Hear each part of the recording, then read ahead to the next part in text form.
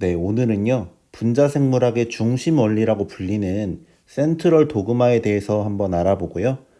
또 이 센트럴 도그마에 예외가 되는 경우가 있거든요.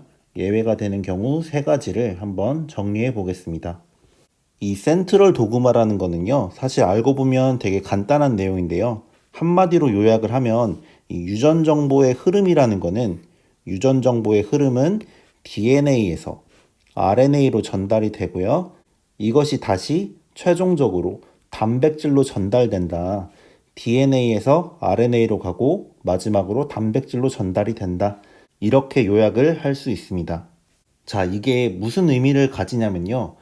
결국에 세포 안에서요. 이런 세포가 있다고 했을 때 이 안에서 다양한 화학 반응들이 일어나겠죠. 어떤 물질을 합성하기도 할 거고요. 또 어떤 물질을 분해하기도 하고 이런 합성과 분해를 합쳐서 우리가 물질 대사라고 하죠. 물질 대사, 메타볼리즘이라고 하는데요.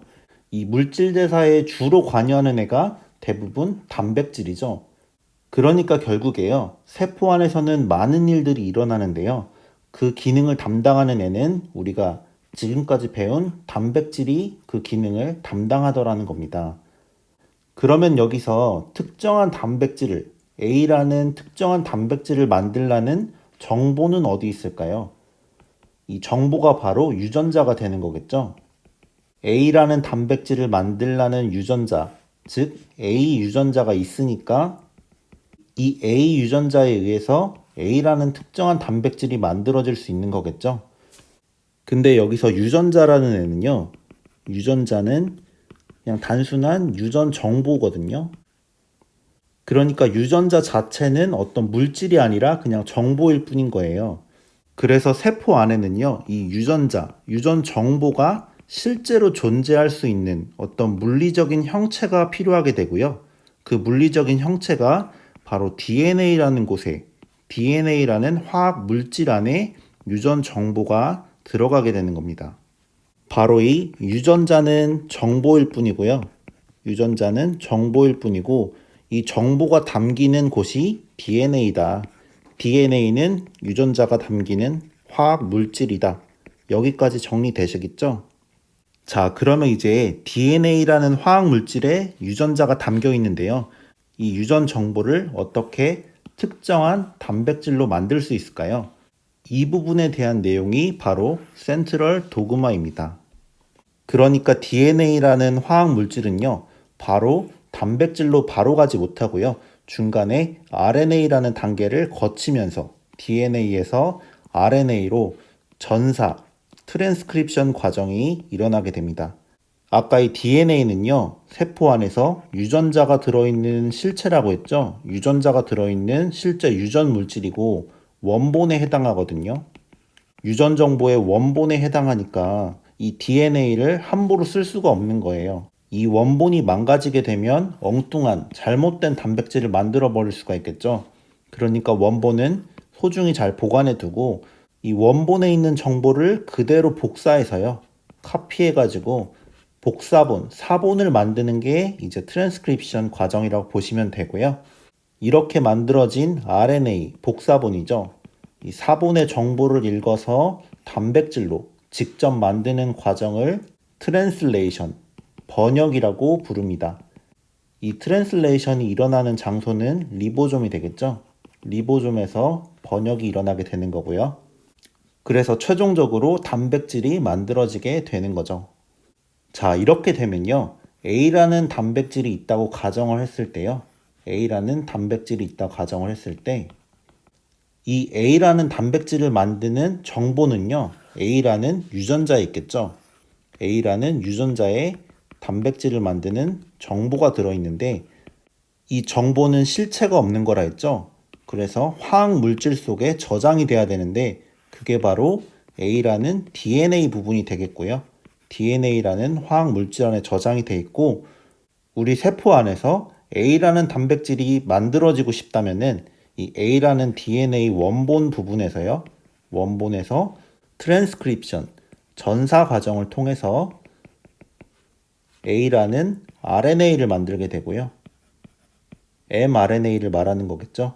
A라는 mRNA를 만들게 되면 리보솜에서 번역, 트랜슬레이션이 일어나면서 A라는 단백질이 최종적으로 만들어지게 되는 겁니다.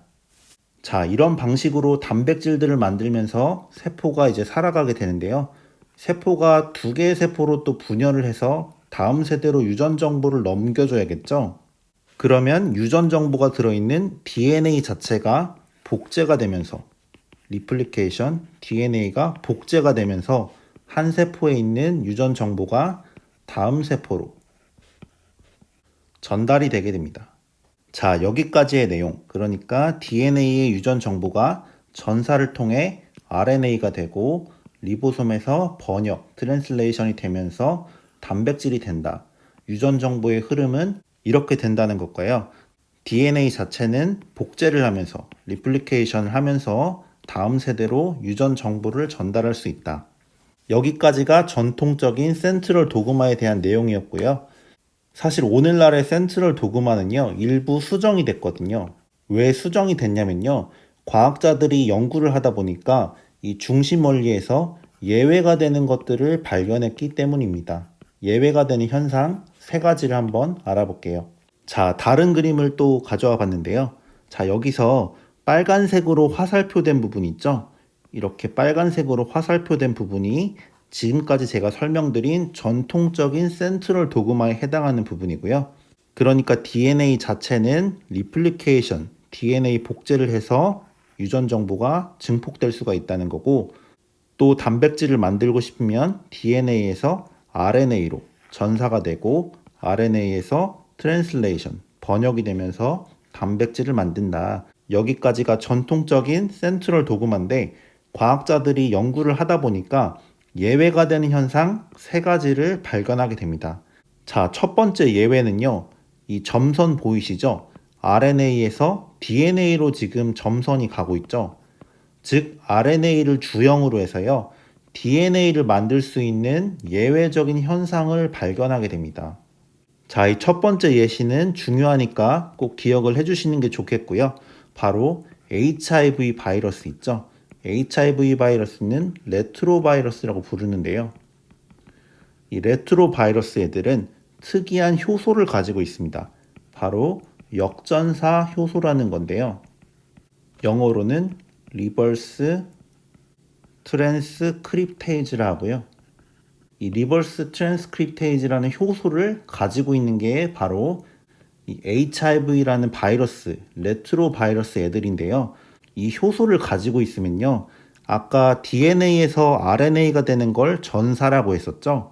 근데 이 역과정으로 간다 해서 역전사, 그러니까 리버스 트랜스크립션이 일어나게 되는 거고요. 그 다음으로 센트럴 도그마의 두 번째 예외 현상은요, RNA 자체가 RNA를 복제하는 이 부분의 점선 있죠. RNA 디펜던트하게 RNA를 복제하는 것들이 또 발견됐습니다. 이 과정은 주로 유전 물질을 RNA로 가지는 이런 RNA 바이러스에서 발견이 됐고요. 자, 마지막으로 세 번째 예외 현상은요, 이 그림을 보시면 단백질이 지금 다른 단백질을 복제하는 단백질 복제처럼 보이게 그림이 모식도가 그려져 있죠. 자, 원래 센트럴 도그마에 의하면 단백질은 DNA와 RNA를 거치면서 이렇게만 만들어지는 게 원래 전통적인 센트럴 도그마인데요. 이 단백질 자체가 다른 단백질을 복제하는 형식, 이런 게 어떤 예외가 있을까요? 네, 제가 예전에 영상에서 프리온 단백질 다뤄드렸죠. 이 프리온 단백질이 바로 이 단백질 복제에 해당하는 예시가 되겠습니다. 그러니까 우리 정상 세포에는 프리온 단백질이 존재를 하는데요.